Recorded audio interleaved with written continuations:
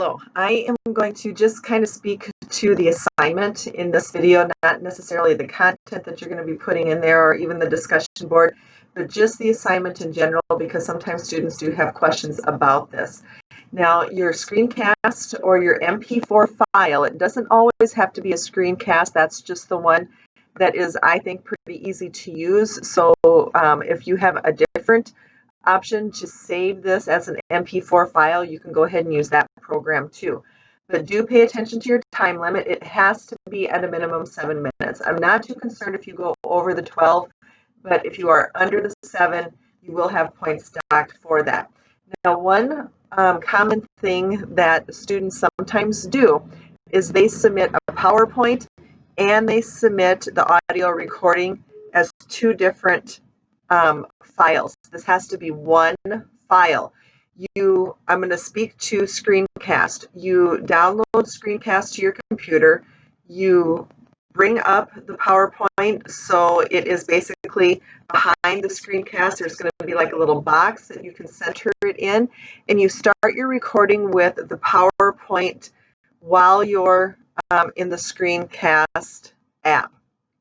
Then, when you are done with that, you sync and you're talking. This is where your audio comes into play, because as you're going through the PowerPoint, you're going to be talking through that. And one thing I like to do whenever I have recorded presentations is I print off my speaker notes or whatever it is I want to say, and then I have those and I read right from them. It stops a lot of the pauses. It stops the ums and things like that as you're going through there. It really kind of makes you feel a little bit more comfortable doing this.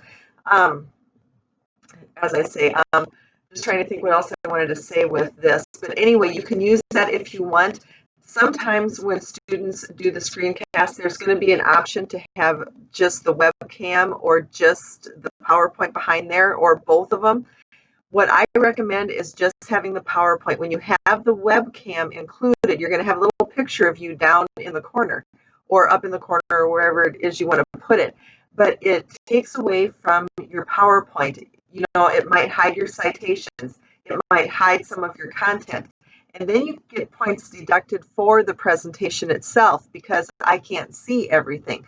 So I would highly recommend only having the PowerPoint in the screencast, not the webcam. You don't need to do that. If you do it, that's fine, but just know that there is the potential to lose points for that because you could cover up citations, which I can't see, or some of the content.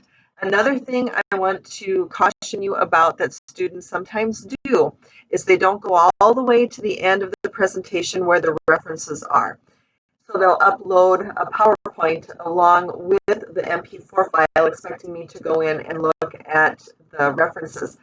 Remember, the directions call for one submission. Okay, now, of course, you can record this multiple times and submit that.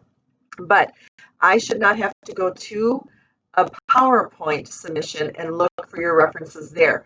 So when you're recording, go all the way to that very last slide where it says references, and you don't need to go through and say, I use this reference, then I use this one, then I use this one. Just spend 2 seconds on that slide to say, and these were the references I used for my assignment.